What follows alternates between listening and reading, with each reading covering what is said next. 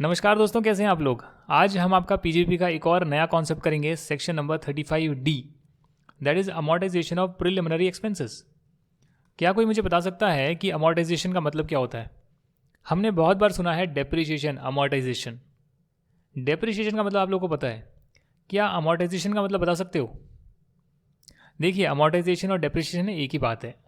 फ़र्क इतना सा है कि जो फिक्स्ड एसेट्स होते हैं उसमें हम बोलते हैं कि हम उस पर डेप्रिसिएशन चार्ज कर रहे हैं, और जो आपके कुछ ऐसे खर्चे होते हैं जो आपने फ्यूचर के लिए कर लिए और उसका एक्सपेंडिचर जो है आप धीरे धीरे पीएनएल में डेबिट कर सकते हैं, तो उस डेबिट करने को हम अमोर्टाइजेशन बोलते हैं। अमोर्टाइजेशन एक तरह से डेप्रिसिएशन की तरह ही है, पर फिक्स्ड एसेट पर नहीं किया जाता, बाकी चीज़ों पर करा जाता है, जैसे कि प्रिलिमिनरी एक्सपेंसेस। अगर आप यहाँ पर देखेंगे प्रिलिमिनरी एक्सपेंसेस का मतलब क्या होता है, तो ये वो एक्सपेंसेस होते हैं जो कि आप किसी बिज़नेस को शुरू करने से पहले करते हैं, या अगर आप बिज़नेस को एक्सपैंड कर रहे हैं या फिर कोई नई अंडरटेकिंग ले रहे हैं, नई यूनिट इस्टेब्लिश कर रहे हैं, तो उसको स्टार्ट करने से पहले के जो खर्चे होते हैं उन्हें हम प्रीलिमिनरी एक्सपेंसेस बोलते हैं।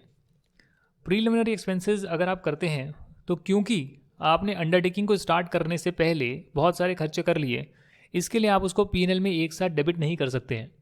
आप उसको जो है 5 सालों में डेबिट कर सकते हैं, 5 ईयर्स में डेबिट कर सकते हैं, 5 इक्वल इंस्टॉलमेंट में डेबिट कर सकते हैं हर साल।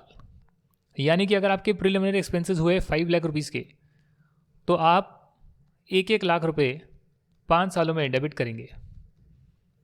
अगर आपके प्रीलिमिनरी एक्सपेंसेस हुए 10 लाख रुपए के, तो आप 2-2 लाख रुपए पीएनएल में डेबिट करेंगे। 24 लिख दिया, एल है सर, 2 लाख रुपए 5 ही बार लिखा है ना मैंने, 1 2 3 4 5। जी हाँ, बात समझ में आ गई। जी हाँ सर, आ गई। अब ज़रा बात कर लेते हैं कुछ एग्जाम्पल्स की कि प्रीलिमिनरी एक्सपेंसेस होते कैसे हैं। देखिए, अगर आप कोई फीसिबिलिटी रिपोर्ट बना रहे हैं, जिसका मतलब ये होता है ऐसी रिपोर्ट कि मैं किसी काम को शुरू करूं या ना करूं, उसकी कितनी फीसिबिलिटी है, कितनी पॉसिबिलिटी है, कितनी संभावनाएं हैं कि वो काम करना जो है सही रहेगा। उसके लिए मेरे पास रिसोर्सेज अवेलेबल है, मार्केट का सर्वे हो चुका है, और ये सारी चीज़ें जो है फीसिबिलिटी रिपोर्ट में प्रेजेंट करते हैं। वो रिपोर्ट बनाने की जो कॉस्ट है उसे हम प्रीलिमिनरी एक्सपेंसेस बोलते हैं। कारण सिंपल सा है, क्योंकि आप उस रिपोर्ट के बेसिस पर, अगर वो रिपोर्ट पॉजिटिव होती है, फिर आप डिसाइड करेंगे मुझे ये काम करना है या नहीं करना। यहाँ तक की बात क्लियर है। प्रोजेक्ट रिपोर्ट भी बनती है जिसमें आप पूरे प्रोजेक्ट को प्रेजेंट करते हैं कि हमारा ये प्रोजेक्ट है, इतना रेवेन्यू आएगा, इतनी कॉस्ट लगेगी, ऐसे हम इसको प्रोसेस करेंगे। तो कोई भी प्रोजेक्ट स्टार्ट करने से पहले प्रोजेक्ट रिपोर्ट तैयार होती है, वो भी एक प्रीलिमिनरी एक्सपेंस होता है। अगर आपने मार्केट सर्वे करा है या फिर आपने कोई इंजीनियरिंग सर्विसेज प्रोवाइड करी है अपनी नई अंडरटेकिंग से जुड़ी हुई, या नया बिजनेस जो स्टैब्लिश कर रहे हैं उससे जुड़ा हुआ, तो वो सारे खर्चे भी आपके प्रीलिमिनरी एक्सपेंसेस होते हैं। जब भी आप कोई नया बिजनेस सेटअप करेंगे तो उससे जुड़े हुए कुछ लीगल चार्जेस भी होंगे, कुछ एग्रीमेंट्स वगैरह बनाने के, वो भी प्रिलिमिनरी एक्सपेंसेस माने जाते हैं। अगर आप कंपनी बना रहे हैं तो उसमें memorandum of association, article of association, company का रजिस्ट्रेशन, शेयर इशू करना या डिबेंचर इशू करने से जुड़े हुए खर्चे, ये सारे खर्चे जो है प्रिलिमिनरी एक्सपेंसेस होते हैं। अगर आप शेयर कैपिटल इशू कर रहे हैं, डिबेंचर इशू कर रहे हैं, या फिर आप किसी को कह रहे हैं कि जो मेरे शेयर्स हैं उसको अंडरराइट कर लेना, यानी कि सारे के सारे खरीद लेना, बदले में कमीशन ले लेना और बाद में पब्लिक को बेचना, इससे क्या होगा कि मेरे सारे के सारे शेयर्स सब्सक्राइब हो जाएंगे। अगर आप ये काम भी कर रहे हैं ना, तो उससे जुड़े हुए जो सारे खर्चे हैं वो भी प्रीलिमिनरी एक्सपेंसेस में आते हैं। Drafting, typing, printing, advertisement of prospectus, यानी ऐसा प्रोस्पेक्टस जिसके बेस पर इनिशियल पब्लिक ऑफर निकलता है या फॉलो ऑन पब्लिक ऑफर निकलता है, वो जो प्रोस्पेक्टस पब्लिक को इशू किया जाता है उसकी एडवर्टीजमेंट में खर्चा लगता है। साथ ही में उसका टाइपिंग, ड्राफ्टिंग और प्रिंटिंग में भी खर्चा लगता है। ये सारी चीज़ें आपकी प्रीलिमिनरी एक्सपेंसेस होते हैं। अगर कोई प्रीलिमिनरी एक्सपेंस है जो आपने बिजनेस शुरू करने से पहले किया है, तो उस केस में आप उसको 5 सालों में 5 इक्वल इंस्टॉलमेंट में ले सकते हैं। अब सवाल यह आता है कि क्या जितने भी मैं एक्सपेंसेस करूँगा मुझे वो सारे अलाउ हो जाएंगे, या इनकम टैक्स ने कुछ लिमिट लगाई है कि भैया इससे ज़्यादा आप डेबिट नहीं कर सकते हैं। आप बिल्कुल सही सोच रहे हैं। इनकम टैक्स वाले इतने चालाक हैं कि उन्होंने यहाँ पर एक लिमिट लगा दी है। इंडियन कंपनी के लिए अलग, नॉन कॉर्पोरेट एसएससी के लिए अलग। नॉन कॉर्पोरेट का मतलब जो कंपनी नहीं है, और जो कंपनी है उसमें सिर्फ इंडियन कंपनी को बेनिफिट दिया है। क्या बेनिफिट दिया मैं आपको बताता हूँ। जो इंडियन कंपनी नहीं है और नॉन कॉर्पोरेट एसएससी है, यानी कि कंपनी है ही नहीं, उनको कहा गया है कि जो भी आपके प्रोजेक्ट की कॉस्ट होगी ना, आपने प्रोजेक्ट रिपोर्ट तैयार करी है तो उसमें जो भी कॉस्ट आ रही होगी ना, उसका 5% तक आप मैक्सिमम प्रीलिमिनरी एक्सपेंस का खर्चा पीएनएल में डाल सकते हैं, और वो भी 5 सालों में। यानी कि अगर मान लेते हैं मेरी कॉस्ट ऑफ प्रोजेक्ट है 1 करोड़, तो उसका 5% आएगा 5 लाख। अगर मैंने एक्चुअली में खर्चा करा है 8 लाख का, तो भी मैं 5 लाख ही डेबिट कर सकता हूँ, और वो भी 5 इक्वल इंस्टॉलमेंट में डेबिट करूँगा, यानी इकट्ठे डेबिट नहीं करूँगा। अच्छा सर, ये बात है। हाँ जी, ये बात है। अब आप मुझसे पूछेंगे ये कॉस्ट ऑफ प्रोजेक्ट निकालते कैसे हैं। कॉस्ट ऑफ प्रोजेक्ट इस सेक्शन में actual cost of fixed asset को बोलते हैं, यानी कि जो आप फिक्स्ड एसेट में खर्चा कर रहे हैं उन सब का टोटल आपकी कॉस्ट ऑफ प्रोजेक्ट होती है। इंडियन कंपनी जो है वो चाहे तो 5% ऑफ कॉस्ट ऑफ प्रोजेक्ट या 5% ऑफ कैपिटल एम्प्लॉयड, जो भी ज़्यादा है वहाँ तक का एक्सपेंसेस पीएनएल में डेबिट कर सकती है एज अ प्रिलिमिनरी एक्सपेंसेस। अगर एक्चुअली में ही आपके प्रिलिमिनरी एक्सपेंसेस कम हो रहे हैं तो डेफिनेटली आप कम ही डेबिट करेंगे ना, ज़्यादा हो रहे हैं तो आप इससे ज़्यादा नहीं कर सकते। 5% ऑफ कैपिटल एम्प्लॉयड या 5% ऑफ प्रोजेक्ट, जो भी लेना ले लेना अपनी मर्जी के हिसाब से। कई लोग पूछते हैं कैपिटल एम्प्लॉयड में प्रेफरेंस शेयर कैपिटल आती है क्या। देखिए, कैपिटल में प्रेफरेंस शेयर कैपिटल भी आती है, बट जहाँ पर वर्ड आता है वोटिंग राइट या जहाँ पर बात आती है ओनरशिप की, वहाँ सिर्फ इक्विटी शेयर कैपिटल की बात होती है, क्योंकि इक्विटी शेयर होल्डर जो होते हैं वही आपके ओनर्स होते हैं। तो बस इतनी सी बात है। कैपिटल एम्प्लॉयड में दोस्तों ये सारी चीज़ें आती हैं, ध्यान से सुनिएगा। Issued capital, debentures, long term borrowings as on the last day of the previous year. अगर 31 मार्च 2021 को देख रहा हूँ, मतलब इस साल का देख रहा हूँ 2021 का, तो साल का जो एंड है उसमें मेरी कैपिटल एम्प्लॉयड क्या है वो मैं चेक करूँगा, ये देखने के लिए इसका 5% कितना बनता है, उसके बेस पर मैं पीएनएल में डेबिट कर सकता हूँ। ओके सर, यहाँ तक की बात तो क्लियर है। जो भी आपकी जो कॉस्ट ऑफ प्रोजेक्ट होगी ये आप अपने हिसाब से कुछ गलत भी ले सकते हैं। भाई जाहिर सी बात है, जब इनकम टैक्स ने एक चेक लगाया है कि इस कॉस्ट ऑफ प्रोजेक्ट का 5% से ज़्यादा प्रीलिमिनरी एक्सपेंस पीएनएल में डेबिट नहीं होगा, तो आप इसको मैनिपुलेट भी तो कर सकते हैं। ये कैपिटल एम्प्लॉयड को मैनिपुलेट भी तो कर सकते हैं, कुछ गलत दिखा देंगे। तो आपको जो है ये सीए से ऑडिट करवाना होगा, इसको साइन करवाना होगा, और वो जो है आईटीआर के साथ आपको सबमिट करनी होगी, यानी चार्टर्ड अकाउंटेंट के साइन लगेंगे। एक काम आपको और मिल गया, ये काम कॉस्ट अकाउंटेंट्स नहीं कर सकते हैं, सिर्फ चार्टर्ड अकाउंटेंट्स ही कर सकते हैं, ऐसा इनकम टैक्स में लिखा है। सेक्शन नंबर 35 DDA आ रहा है, expenses on voluntary retirement scheme. ये expenses of voluntary retirement scheme, ये स्कीम जो है बहुत ही इंटरेस्टिंग है, काश मुझे मिल जाती। सो इच्छा अनुसार रिटायरमेंट लो और बदले में बहुत सारे पैसे पाओ। कौन नहीं लेगा सर। किसी की उम्र 40 साल है और कंपनी बोलती है कि भाई ये लो 50 लाख रुपए, रिटायर हो जाओ। मैं कहूँगा ठीक है भैया, रिटायर होने के मुझे 50 लाख मिल रहे हैं, क्यों ना हो। मुझे धक्के मार के निकाल भी सकती थी कंपनी, पर मुझे 50 लाख रुपए देकर निकाल रही है, तो मैं तो ले लूँगा, और वो भी वॉलेंटरी। आपकी मर्जी है, आप चाहे तो जाएँ चाहे तो ना जाएँ। तो ये तो बहुत अच्छा हो गया। इस स्कीम का बेनिफिट दोस्तों कई लोग उठाते हैं, और मैंने भी देखा है अपने नोन में, अपने नेबर में एक इंसान ने इस स्कीम का बेनिफिट उठाया था। आई थिंक वो किसी बैंक में काम करते थे और 40 साल की उम्र में उन्हें 35 लाख रुपए मिले थे, आज से 20 साल पहले या 10-15 साल पहले। तो उन्होंने वो 35 लाख रुपए ले लिए और रिटायरमेंट ले ली। फिर उन्होंने क्या किया, उसकी एफडी करा दी, पैसे से इंटरेस्ट आने लगा, इंटरेस्ट से घर खर्च चलने लगा। एक घर जो है उन्होंने बेचा और सस्ता घर ले लिया, तो और पैसे बच गए। फिर 4-5 साल में वो घर बेच के दूसरा ले लिया जो उससे कम कॉस्ट का था, और पैसे बच गए। ऐसे कर कर वो रोटेट करते गए और आराम से अपनी ज़िंदगी जो है काटते गए। उनकी कई बेटियां भी थी और उन्होंने सारी बेटियों की शादी भी करी है। जो उनका लड़का है उसने कंपनी सेक्रेटरी कोर्स किया है, उसने भी मैरिज कर लिया है, और ऐसे कर कर जो है उन अंकल की स्टोरी मुझे पता है। तो यहाँ पर जो भी कंपनी पैसा दे रही है वॉलंटरी रिटायरमेंट स्कीम का, जिसे हम VRS बोलते हैं, वो इतना बड़ा या भारी एक्सपेंस होता है जो भी एम्प्लॉयज़ को दिया जा रहा है, वो सारा आप पीएनएल में एक साथ डेबिट नहीं कर सकते। उसे आप 5 सालों में डेबिट करेंगे इक्वली। मान लो कि मैंने 10 एम्प्लॉयज़ को VRS दिया और टोटल कॉस्ट है 50 लाख, तो मैं 10-10 लाख रुपए जो है हर साल डेबिट करूंगा, ना कि 50 लाख इकट्ठे कर दूंगा। ये आपका जो है पीजीबी का सेक्शन बोलता है। Section 35CCC agricultural extension project, ये क्या होते हैं। सुनने में तो लगता है एग्रीकल्चर को एक्सटेंड करने के project. The answer is no. हमारी गवर्नमेंट चाहती है कि हम साइंटिफिक मेथड का यूज़ करें एग्रीकल्चर करने के लिए। तो अगर कोई साइंटिफिक मेथड का प्रयोग करता है, टेक्नोलॉजी को लेकर आता है, ऐसे कोई प्रोजेक्ट हैं, तो उस केस में जो है जितना भी आप खर्चा करेंगे, रेवेन्यू हो या कैपिटल हो, वो सारा का सारा पीएनएल में डेबिट कर सकते हैं। और ये 5 सालों में नहीं होगा, ये इकट्ठे होगा, जिससे कि आप ज़्यादा डेबिट करेंगे, ज़्यादा लॉस आएगा, और लॉस आएगा तो पैसे नहीं देने पड़ेंगे, इनकम टैक्स नहीं बनेगा। सेक्शन 35CCD, गवर्नमेंट ने कहा कि हम कुछ स्किल डेवलपमेंट प्रोजेक्ट्स करेंगे, यानी गांव-गांव में जो गांव की महिलाएं हैं या फिर जो गांव का यूथ है या बुजुर्ग हैं, जिन्हें कुछ स्किल नहीं आती है, पुराने टाइम में नहीं सीखा, स्कूल में सीखा नहीं है, उसे बढ़ावा देने के लिए, उनको कुछ स्किल इम्पार्ट करने के लिए ये प्रोजेक्ट्स को निकाला गया है। और अगर आपकी कंपनी ये स्किल डेवलपमेंट प्रोजेक्ट जो गवर्नमेंट ने बताए हैं उससे जुड़ी हुई जो है खर्चा करती है, ओनली टू कंपनी, देखिए किसी और एसएससी को ये नहीं मिलेगा, सिर्फ कंपनी कर सकती है, तो लैंड और बिल्डिंग का खर्चा छोड़कर आप बाकी सारा 100% पीएल में डाल सकते हैं, भले ही वो रेवेन्यू हो या फिर कैपिटल हो। अगर डिडक्शन आपने यहाँ पर ले ली है तो फिर आप किसी और सेक्शन में सेम खर्चे की डिडक्शन नहीं लेंगे, और ये स्टैंडर्ड रूल मैं आपको कितनी बार बता चुका हूँ। अगर आपने यहाँ तक पढ़ लिया तो आपका पीजीपी लगभग कंप्लीट हो गया है। हमें सिर्फ जानना है प्रिजम्पटिव टैक्सेशन, यानी कि जितने भी हमने प्रोविजंस करे क्या चीज़ डेबिट होगी क्या चीज़ नहीं होगी। अगर आप उन सबसे मुक्ति लेना चाहते हैं, यानी कि उन प्रोविजंस का पालन नहीं करना चाहते, ना ही याद करना चाहते हैं, तो ऐसे छोटे कारोबारियों को बेनिफिट दिया गया है। वो चाहें तो प्रिजम्पटिव टैक्सेशन ले सकते हैं, यानी कि आंख बंद करके इनकम को एज्यूम कर लो और उस पर टैक्स दे दो। कोई भी प्रोविजन फॉलो करने की ज़रूरत नहीं है। No need to follow PGB provisions for calculating income. Instead assume your income as given in below sections. हम बताएंगे कि टर्नओवर का एक सर्टेन परसेंटेज आपकी इनकम है और उस पर टैक्स दे दीजिए। कोई ऑडिट कराने की ज़रूरत नहीं, कोई प्रोविजंस फॉलो करने की ज़रूरत नहीं, सिंपल एज दैट। सेक्शन कौन कौन से हैं मैं आपके साथ डिस्कस करता हूँ। पहला सेक्शन है 44AD and it's very very important, it's highly important. Let me tell you, presumptive taxation is very very very very important.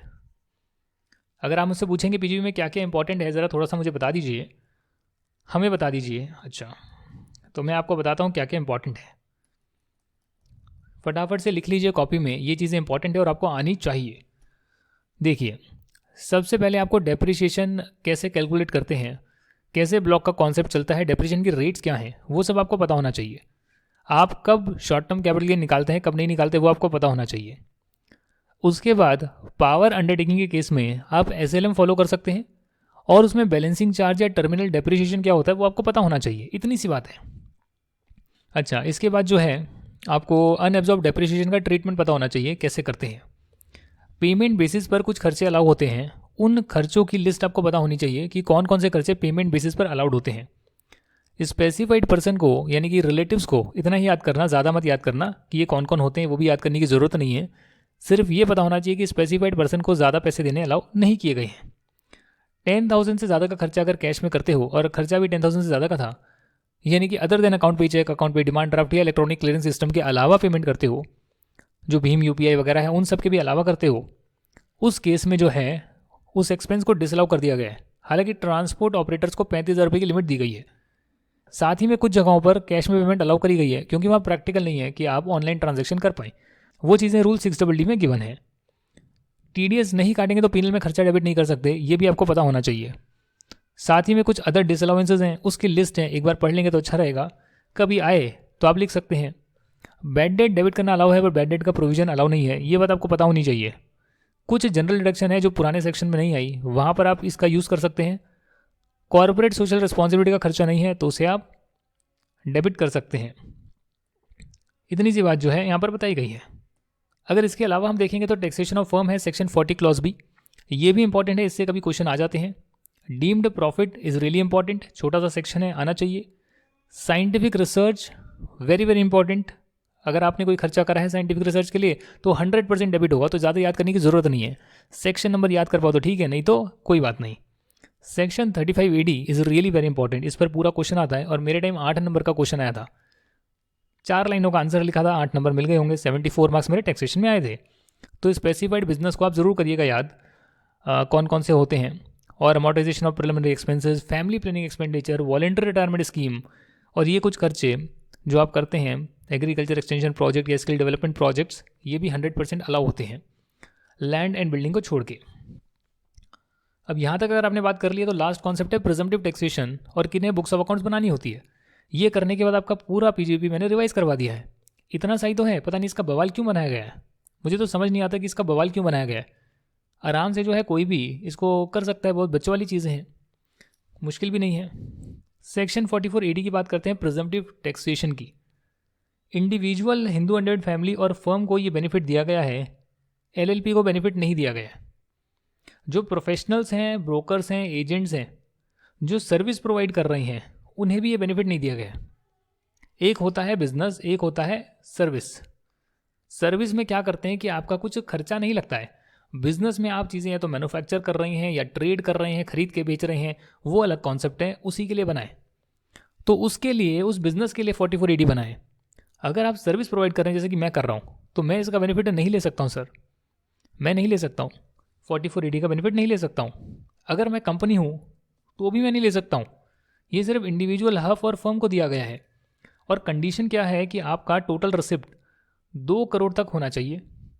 अगर आपकी टोटल रिसिप्ट 2 करोड़ से एक्सीड नहीं करती है तभी आप जो है एक छोटे कारोबारी माने जाएंगे और इस सेक्शन का बेनिफिट उठा सकते हैं। ये सेक्शन कहता है कि अगर आपका टर्नओवर कैश में आया है तो उतना पोर्शन का जो टर्नओवर है उसमें 8% लगाइए, और जो आपका अकाउंट पे चेक, अकाउंट पे डिमांड ड्राफ्ट या इलेक्ट्रॉनिक क्लियरिंग सिस्टम से आया है उस पर आप 6% लगाइए। अगर आप सोच रहे हैं कि कैश में तो पेमेंट अलाउड नहीं है तो भैया 10,000 से ऊपर अलाउ नहीं है, 10,000 से नीचे की तो अलाउ है। और ऐसे कर कर आपने किसी को 5,000 दिए, 7,000 दिए, या कहीं पर आपके 4-5 बिल थे, 5,000 के 4 बिल थे और आपने पेमेंट 20,000 की कर दी, वो अलाउड है। क्योंकि आपके बिल क्या थे, अलग अलग बिल थे, एक बिल के अगेंस्ट में पेमेंट जाना अलाउ नहीं है, अदरवाइज अलाउ है। तो अगर आप ये चीज़ें देखते हैं तो इसका मतलब कैश में पेमेंट भी हो सकती है, पर इनकरेज करने के लिए कि आप इलेक्ट्रॉनिकली करें, गवर्नमेंट ने कहा कि अगर आप इलेक्ट्रॉनिकली करेंगे तो उस पोर्शन पर 6% माना जाएगा आपकी इनकम है, और बाकी पर माना जाएगा 8% टर्नओवर का कि आपकी इनकम है। अगर आप ये फॉलो करते हैं तो आंख बंद करके आपके टर्नओवर का एक सर्टेन परसेंटेज आपकी इनकम मान ली जाएगी, और उसमें से आप कोई डिडक्शन नहीं ले सकते हैं, कोई डेप्रेशन क्लेम नहीं कर सकते हैं। बस यही आपकी इनकम है पीजीबीपी की, टोटल नहीं, बाकी सेक्शन में तो निकालना पड़ेगा ना। पीजीबीपी का आपका निकल जाएगा, और फिर आप जो है उस पर टैक्स दे देंगे, advance tax 15 March of the previous year तक।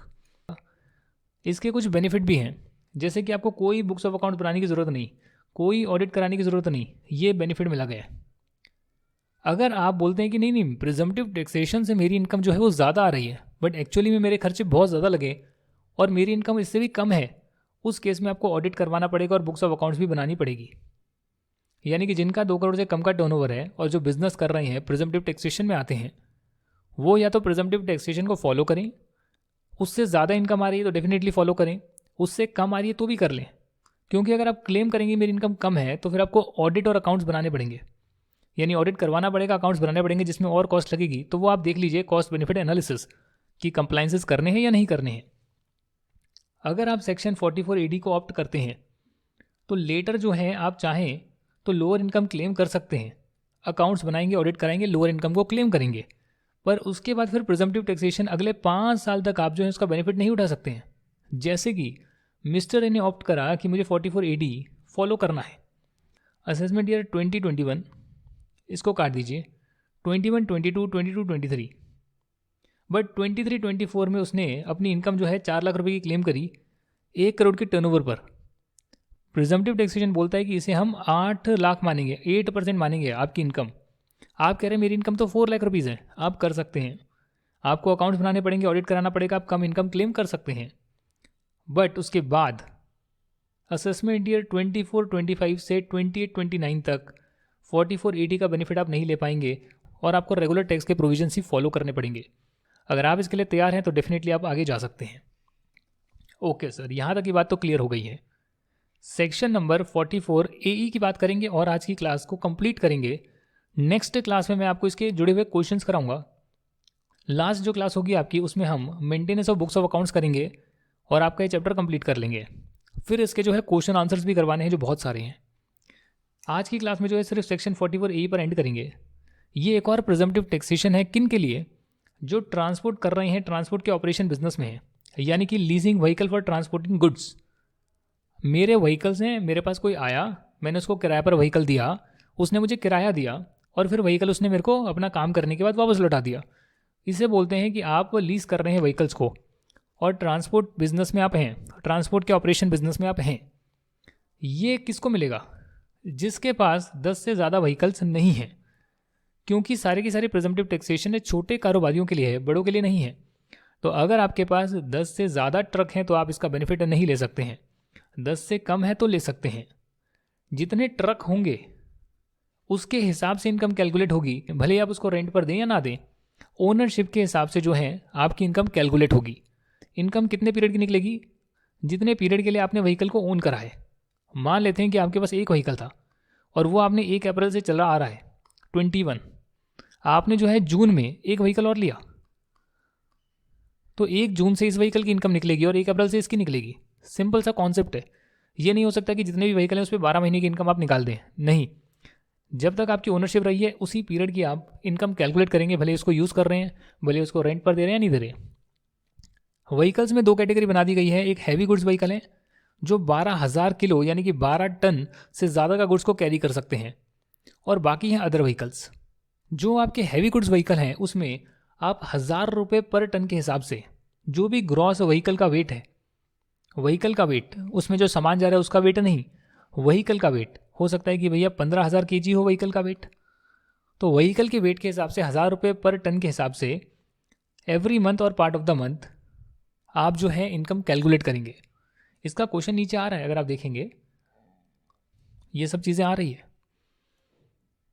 1,000 रुपये पर टन फॉर एवरी मंथ और पार्ट ऑफ द मंथ। इसका मतलब क्या है कि अगर मान लेते हैं कि आपने 10 महीने और 2 दिन उस व्हीकल को ओन करा है, तो उसे हम 11 महीने मानेंगे, यानी पार्ट ऑफ द मंथ को भी पूरा महीना ट्रीट करेंगे। अगर किसी महीने का एक भी दिन शुरू हो गया तो हम उसे पूरा महीना मानेंगे मल्टीप्लाई करने के लिए, और जितना टन है उससे हम 1 टन के 1,000 रुपये, उस हिसाब से जितना टन है मल्टीप्लाई करके एक महीने का इनकम आ जाएगा, एक व्हीकल का इनकम आ जाएगा। जितने महीने आपने ओन करा उससे मल्टीप्लाई करेंगे तो टोटल इनकम आ जाएगी। इसका क्वेश्चन नेक्स्ट क्लास में होगा। जो आपके और व्हीकल्स हैं उसमें टन का हिसाब नहीं है, उसमें जो है 7,500 रुपये एक महीने का और पार्ट ऑफ द मंथ का हिसाब है, during which the goods carriage is own by the assessee. आपके पास 5 व्हीकल हैं, एक व्हीकल आपने पहले लिया, दूसरा व्हीकल बाद में लिया, तो जितने पीरियड के लिए आप ओनरशिप रखते हैं 7,500 रुपये एक महीने के हिसाब से मल्टीप्लाई करेंगे, और जितने महीने रखा, 10 महीने रखा तो 10 महीने, 10 महीने 2 दिन रखा तो 11 महीने, 11 महीने 5 दिन रखा तो 12 महीने, यानी पार्ट ऑफ द मंथ को पूरा महीना मान के मल्टीप्लाई करेंगे और हर व्हीकल की इनकम निकालेंगे। यहाँ पर ट्विस्ट ये है कि अगर आपने एक्चुअली में ज़्यादा इनकम अर्न करी है, आप क्लेम कर रहे हैं कि मैंने तो इससे ज़्यादा इनकम अर्न करी है, तो फिर वही वाली इनकम आपकी इनकम मानी जाएगी। आप लिख सकते हैं amount actually claimed to be earned by SSC. अगर ये हायर है तो आप उसको अपनी इनकम मानेंगे, बट अगर आप कहते हैं कि मेरी तो इससे भी कम की इनकम है, तो अगेन आपको अकाउंट्स बनाने पड़ेंगे, ऑडिट करवाना पड़ेगा। यहाँ पर आपको एक बेनिफिट दिया गया है, अगर आप देखेंगे तो मैंने पिछले में आपको बताया था कि जब आप प्रिजम्पटिव इनकम निकालते हैं तो उसमें से आप कोई भी डिडक्शन, कोई भी एक्सपेंस माइनस नहीं कर सकते हैं, वो डायरेक्टली आपकी इनकम मानी जाती है।